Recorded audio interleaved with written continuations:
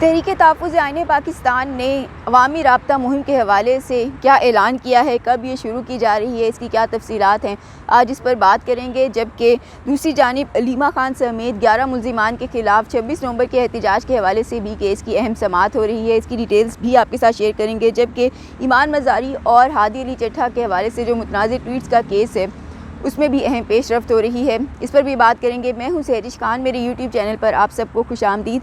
सबसे पहले इसी खबर की जानिब बढ़ते हैं जो कि ईमान मज़ारी और हादी अली चट्ठा के मुतनाज़िर ट्वीट्स के हवाले से उनके खिलाफ बनाया गया केस है। इसकी समाअत आज फिर हो रही है। एडिशनल डिस्ट्रिक्ट एंड सेशन जज मोहम्मद अफजल मजूका इस केस की समाअत कर रहे हैं। आज की समाअत में ईमान मज़ारी और हादी अली चट्ठा खुद अदालत में पेश हुए हैं और अदालत ने प्रोसिक्यूशन की दरख्वास्त पर समाअत के अंदर एक मुख्तसर वक्फ़ा भी किया। और आज की समाअत में हादी अली चट्ठा गवाहान पर जिरा करेंगे। ज़राए के मुताबिक ये जिरा जो है मुकम्मल होने के बाद केस का जो फ़ैसला है उसको केस की कार्रवाई को आगे बढ़ाते हुए केस का फ़ैसला भी जल्द ही आने का इम्कान ज़ाहिर किया जा रहा है। इस केस की बात की जाए तो ये वही केस है जो कि ईमान मज़ारी और हादी अली चट्ठा के हवाले से एक मुतनाज़िर ट्वीट का मामला है और उनके ऊपर ईमान मज़ारी पर इल्ज़ाम है कि उन्होंने एक कदम तंजीम के हक़ में एक ट्वीट किया जिसको उनके शौहर ने रीट्वीट किया और उसके बाद फिर उनके ख़िलाफ़ FIA ने ये केस बनाया जो कि इस्लामाबाद में जो डिस्ट्रिक्ट एंड सेशन कोर्ट के अंदर केस चला अफजल मजूका की अदालत में। ताहम बहुत ही स्पीडी ट्रायल वहाँ पर देखने में आया और मुसलसल बार तकरीबन रोज़ाना की समाअतें वहाँ पर हो रही थी। और ताहम जो ईमान मज़ारी और हादी अली चट्ठा का एतराज़ उस पर यह था कि जो गवाहान हैं उनके बयानात जो रिकॉर्ड किए गए हैं वो उनकी एब्सेंस में रिकॉर्ड किए जा रहे हैं जो कि कानून के मुताबिक दुरुस्त नहीं है। पहले उन्होंने इस मामले को उठाया इस्लामाबाद हाई कोर्ट में, वहाँ दरख्वास्त दायर की। ताहम वहाँ पर जस्टिस आज़म खान की अदालत में ये केस लगा और वहाँ पर इब्तदाई तौर पर तो केस की समाअत को 2 हफ़्तों के लिए मुलतवी किया गया और महज नोटिस जारी कर दिए गए। ताहम उस ऑर्डर को फिर ईमान मज़ारी और हादी अली चट्ठा ने सुप्रीम कोर्ट के अंदर चैलेंज किया। सुप्रीम कोर्ट से वहाँ पर उन्हें एक रिलीफ मिल गया। वहाँ पर अदालत ने इस्लामाबाद हाई कोर्ट को मामले पर जल्द फ़ैसला करने की भी हिदायत की। साथ ही तब तक जब तक इस्लामाबाद हाई कोर्ट फ़ैसला करती है नीचे ट्रायल कोर्ट को भी आगे कार्रवाई बढ़ाने से सुप्रीम कोर्ट ने रोक दिया। और उसके बाद अब ये फिर दोबारा इस्लामाबाद हाई कोर्ट ने इस मामले को टेकअप किया और फिर वहाँ के बाद अब ये डिस्ट्रिक्ट एंड सेशन कोर्ट के अंदर दोबारा इस केस की समाअत चल रही है जिसके अंदर इस्लामाबाद हाई कोर्ट ने हुक्म दिया था कि गवाहान के जो बयानात हैं, जैसा कि इतराज़ उठाया जा रहा है कि इनकी एब्सेंस में रिकॉर्ड किए गए हैं, तो अब इनकी मौजूदगी में रिकॉर्ड किए जाएँ ताकि ये वाला जो एक कानूनी एतराज़ है ये भी ख़त्म हो जाए। उसके बाद से फिर यहाँ पर दोबारा से उन गवाहों के जो बयानात हैं वो अब इन दोनों की एब्सेंस के इनकी अब प्रेजेंस के अंदर रिकॉर्ड हो रहे हैं और तकरीबन रिकॉर्ड हो चुके हैं। और जब अब हादी अली चट्ठा जो हैं वो गवाहान पर जिरा करेंगे जिसके बाद केस की समाअत को मज़ीद आगे बढ़ाया जाएगा। यही बताया जा रहा है कि इस केस का जो फ़ैसला है वो भी जल्द ही आने का इम्कान है। तो ये तो थी इस खबर की तफसीलात। अब चलते हैं अगली खबर की जानिब जो कि है इमरान खान की बहन अलीमा खानम के हवाले से। अलीमा खान समेत 11 मुल्ज़िमान के ख़िलाफ़ 26 नवंबर के एहतजाज पर दर्ज मुकदमे की भी आज एक अहम समाअत हो रही है। इस केस की गुज़िश्ता समाअत के हवाले से बात करें तो अदालत ने गुज़िश्ता समाअत पर अलीमा खान की 1 दिन की हाज़िरी की इस्तिस्ना की दरख्वास्त को मंजूर किया था। जबकि अब मुकदमे में नामज़द दीगर मुल्ज़िमान के वकला पेश होंगे और गवाहान पर दीगर मुल्ज़िमान के वकला की जिरा भी मुकम्मल कर ली जाएगी। और अलीमा खान समेत 11 जो दीगर मुल्ज़िमान हैं वो इंसदादी दहशतगर्दी अदालत में पेश होंगे। इस केस की समाअत है जो इंसदादी दहशतगर्दी अदालत के जज अमजद अली शाह कर रहे हैं। आज की समाअत के अंदर अलीमा खान और जो दीगर मुल्ज़िमान हैं उनकी पेशी होनी है, जबकि गुज़िश्ता समाअत पर उनकी इस्तिस्ना की दरख्वास्त को मंजूर कर लिया गया था।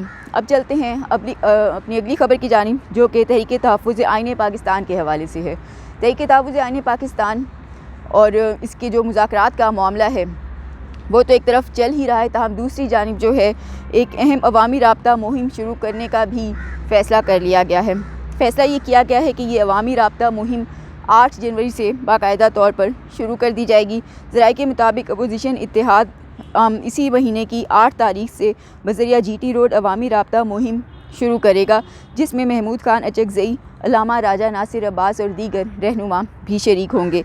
अपोजिशन इत्तेहाद की अवामी राब्ता मुहिम मुसलसल 3 रोज़ तक जारी रहेगी, यानी 8 जनवरी से ये मुसलसल 3 रोज़ तक जारी रहेगी। तहरीक का आगाज़ वफाकी दारुल हुकूमत इस्लामाबाद से होगा, ताहम इसका इख्तिताम दिलचस्प होगा और सूबाई दारुल हुकूमत लाहौर के अंदर किया जाएगा। लाहौर में इसका कैसा इख्तिताम होगा ये भी दिलचस्प सूरत हाल होगी। लाहौर के अंदर जो सुहेल आफरीदी का दौरा हुआ वो तो पंजाब हुकूमत के लिए काफ़ी दर्द सर बना रहा। उनके लिए काफ़ी हद तक उनके लिए मुश्किलात भी खड़ी करता हुआ नज़र आया। दौरे के दौरान भी, सफ़र के अंदर भी जब थे तब भी उनको चक्री इंटरचेंज पर रोका गया। उसके बाद भी उनको जगह जगह पे हर्डल्स भी लगाई गई, लोगों को उनके साथ इंटरेक्शन ज़्यादा से ज़्यादा रोकने की कोशिश की गई।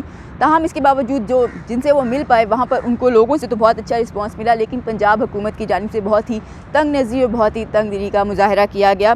और ये वो तंग नज़री थी कि जहाँ वो अगर फूड स्ट्रीट में खाना खाने भी जा रहे हैं रात को डिनर के लिए, तो वहाँ की भी लाइट्स बंद की जा रही हैं। जब वो बता कर जा रहे हैं कि वो मज़ार इकबाल पर हाज़िरी देना चाहते हैं, वहाँ अपने दौरे के इख्तिताम पर निकलने से पहले उन्हें मज़ार इकबाल पर जाना था, तो वहाँ की लाइट्स भी पंजाब हुकूमत की जानिब से, इंतज़ामिया की जानिब से बंद कर दी गई। अगर वो लाहौर कैंट में अपने असी रहनुमाओं के ख़ानदानों से, उनकी फैमिली से मिलना चाहते थे, उमर सरफराज, चीमा और जो दीगर थे, कुछ उनके जो फैमिलीज़ हैं वो लाहौर कैंट के अंदर रहती हैं, कैंट के इलाके में, ताहम वहाँ भी उनको जाने से रोक दिया गया। इसी तरह से जो मुख्तलिफ मार्केट्स थी, लिबर्टी मार्केट वगैरह, वो भी काफ़ी ज़्यादा वहाँ पे देखने में आया कि पंजाब हुकूमत जगह जगह पे घबराई हुई नज़र आई और जगह जगह पे उनके लिए लाइट्स बंद करते हुए दिखाई दिए, हर्डल्स खड़ी करती हुई नज़र आई। और सुहेल आफरीदी और उनके वफ़्द को तो मुसीबतों का सामना था ही था, और परेशानी और तज़ीक़ आमेज़ रवैये का सामना था, तौहीन आमेज़ रवैये का सामना था जो कुछ उनके साथ पंजाब असम्बली में हुआ। ताहम इस वफ़्द के अलावा भी जो खुद लाहौरी थे, खुद लाहौर के बासी, उनके लिए भी खैबर पख्तूनख्वा के वज़ीर आला, उनके वफ़्द का ये दौरा पंजाब हुकूमत की तंग नज़री के बायस पंजाब के बासियों के लिए, लाहौर के बासियों के लिए भी दर्द सर बना हुआ था। वहाँ पे यही सुनने में आता है कि तवील ट्रैफिक जैम और बार बार ट्रैफिक के लिए भी मसाइल खड़े किए जा रहे थे, क्योंकि जगह जगह पे हर्डल्स लगाई जा रही थी।